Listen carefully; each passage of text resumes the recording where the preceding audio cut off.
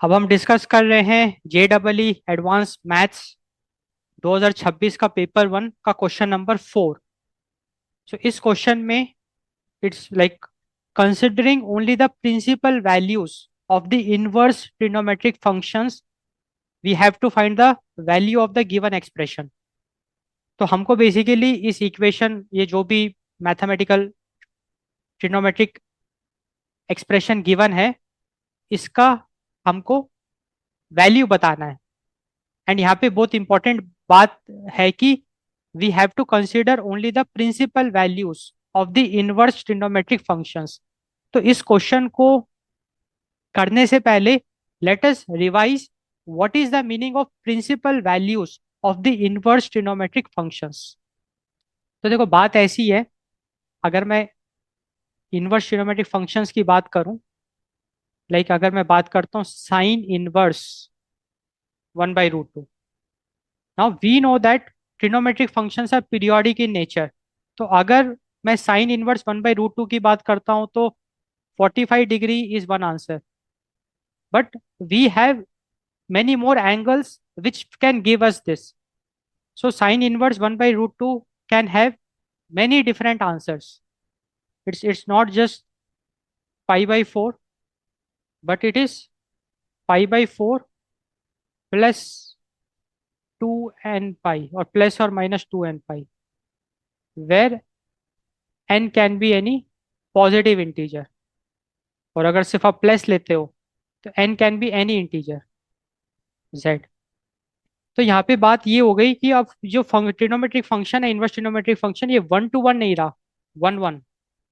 क्योंकि mathematical function की अगर हम बात करें तो 1 1 and onto, it should be bijective. तो 1 1 का मतलब ये है कि एक इनपुट के लिए एक आउटपुट आना चाहिए, बट यहाँ पे एक इनपुट के लिए मल्टीपल आउटपुट्स आ रहे हैं, like all the possible angles. उस चीज को एलिमिनेट करने के लिए हम प्रिंसिपल वैल्यूज का यूज करते हैं, उस चीज को एलिमिनेट करने के लिए। तो for establishing 1 to 1 mapping we may use of the principal value. So the idea is very clear कि principal value is the range. हम इनवर्स ट्रिग्नोमेट्रिक इक्वेशन का या फंक्शन का जो भी आंसर है हम उसी रेंज में लेंगे, दैट इज द आइडिया। तो अगर मैं इन वैल्यूज की बात करूं तो साइन इनवर्स एक्स के लिए इट इज -π/2 to π/2। ये आपको थोड़ा सा मतलब you have to remember it, this is the range. तो जब भी साइन इनवर्स एक्स को आप डील करते हो तो जो भी इस फंक्शन का आउटपुट होगा, ट्रिग्नोमेट्रिक फंक्शन का जो भी आउटपुट होगा, you have to take the output in this range, -π/2 to π/2। Similarly cos inverse x, इसका होगा 0 to π, क्लोज इंटरवल। तो the output of the inverse trigonometric function cos inverse x has to lie in the range 0 to pi. That's the principal value. The principal value of tan inverse x, it is -π/2 to π/2. Cot inverse x, the principal value is 0 to pi, open interval. Secant inverse x, the principal value is 0 to pi, close interval, 0 to pi, except for π/2. And cosecant, the principal value is -π/2 to π/2, close interval, except 0. So you have to remember this principal values of inverse trigonometric functions। तो इसको आप अच्छे से note कर लो, इसको याद कर लो, ये आपके काफी काम आने वाला है। अब हम इस क्वेश्चन को सॉल्व करते हैं। तो इस क्वेश्चन में बेसिकली हम 3 पार्ट्स में इसको सॉल्व करेंगे, like first will solve this, then this, and then this, and will add it to get the final answer. अब इसको सॉल्व करने के लिए what we will do is cot inverse of cot -11। तो देखो बेसिकली अगर हम इनवर्स ट्रिग्नोमेट्रिक फंक्शंस की बात करें तो कॉट इनवर्स ऑफ वाई, इसको मैं ऐसे देखो इसको डिकोड करने के लिए we are going to the basic definition of the inverse trigonometric function which says that if y is equals to cot theta, if y is equals to cot theta, then cot inverse y will be theta. That is the basic definition of inverse trigonometric function. So in inverse trigonometric function, what we are doing is that whatever input we are giving, we are trying to find the angle, which when we plug it to the cot will give us the y. So in inverse trigonometric function, the output is always the theta, the angle, which will give us the y if we put it in the cot. That is what the inverse trigonometric function is. तो यहाँ पे cot inverse, अगर मैं इस चीज को y मान लूं, लाइक cot -11, इसका मतलब इसका आंसर एक थीटा होगा. तो कुल मिला के मेरे को एक ऐसा थीटा फाइंड करना है जिसको अगर मैं कॉट में पुट कर दूं तो मुझे ये y मिल जाए. So the whole idea is to find a theta. The whole idea is to find a theta because the output of this inverse trigonometric function is theta, and that theta is so special that if I plug that theta in the cot, it should give me the input. And what is the input of this inverse trigonometric function? That is the cot -11. So I can, तो मैं basically मैंने क्या किया, ये जो भी given expression है इसको मैंने सिंप्लीफाई कर दिया. This expression I can right it like this also, because the inverse trigonometric function which is given to us is producing a theta as the answer, which if I plug in the cot function should give me the input of this inverse trigonometric function, that is the cot -11. Now let us try to solve this. Cot theta is equals to cot -11. अब देखो हमको पता है कि भाई cot जो है वो पीरियोडिक फंक्शन है. तो जब भी cot theta is equals to cot -11 होता है तो हम लिख सकते हैं कि थीटा इज इक्वल्स टू -11. बिल्कुल सही बात है भाई. जब भी भाई दो अगर ट्रिग्नोमेट्रिक फंक्शन बराबर हैं, इसका मतलब उनके एंगल्स इक्वल होंगे. तो theta is equals to -11 I can write, but since cot is a periodic function I have to also include the period, and the period of the chord function is pi, n pi, where n can be any integer. अब यहाँ पे ये जो भी angle है, जो theta है, it should fall in the principal value. अब कॉट का प्रिंसिपल वैल्यू क्या है? 0 से pi. And what is pi? Pi is 3.14. इसका मतलब ये जो भी आंसर है it should lie in the range 0 to 3.14.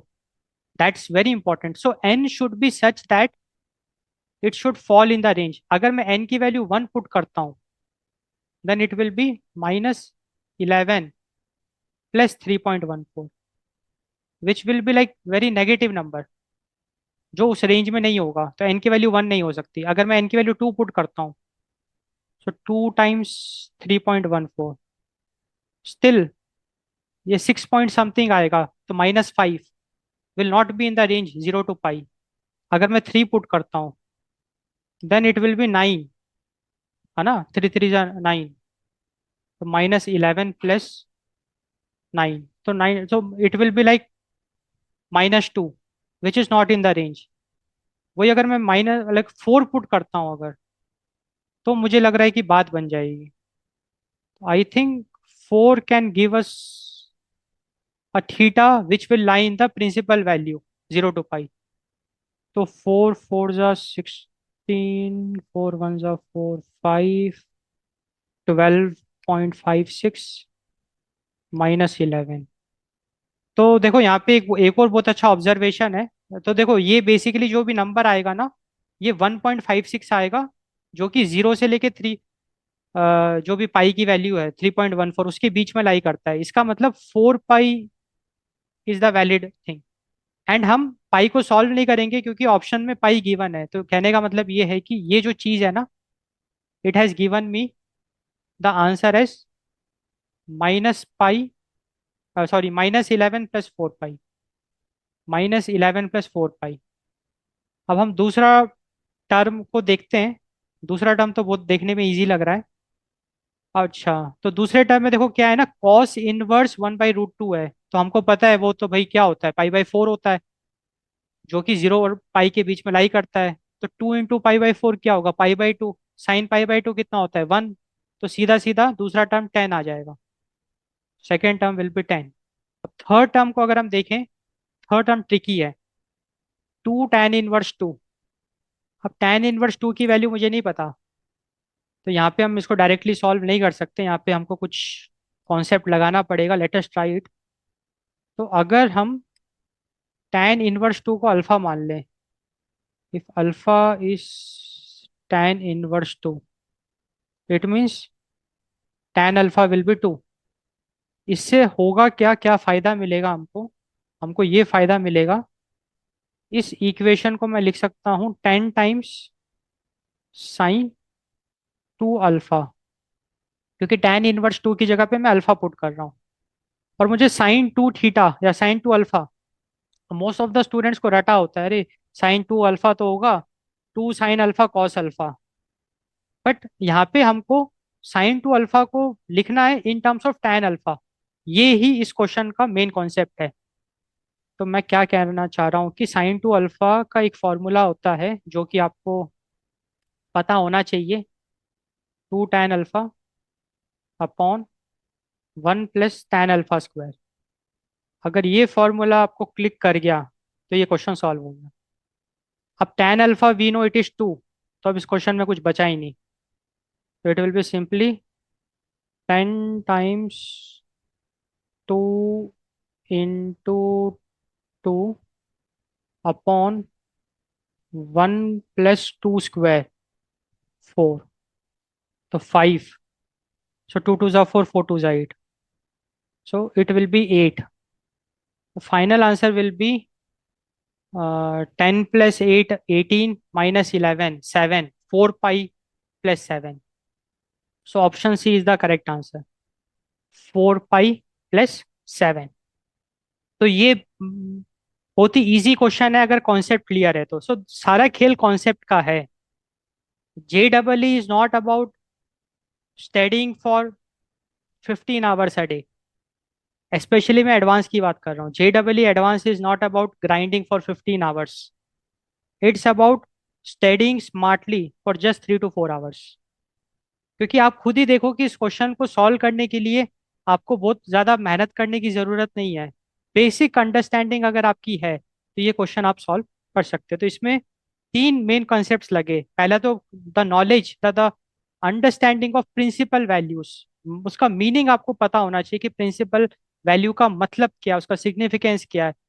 दूसरा, इनवर्स ट्रिग्नोमेट्रिक फंक्शन का जो बेसिक कंसेप्ट है, क्योंकि अगर आपको इनवर्स ट्रिग्नोमेट्रिक फंक्शन का बेसिक कंसेप्ट आता है तभी आप जो पहला एक्सप्रेशन है उसको हिला पाओगे। जो जो मैंने आपको बेसिक कंसेप्ट बताया कि the output of a inverse trigonometric function is an angle theta which when we plug in the trigonometric function it will give us the input of the inverse trigonometric function। And वही हमने यहाँ पे लगा के इसको solve किया। And तीसरा जो इंपॉर्टेंट कॉन्सेप्ट था वो साइन 2 अल्फा का expansion in terms of tan alpha. So that's the idea.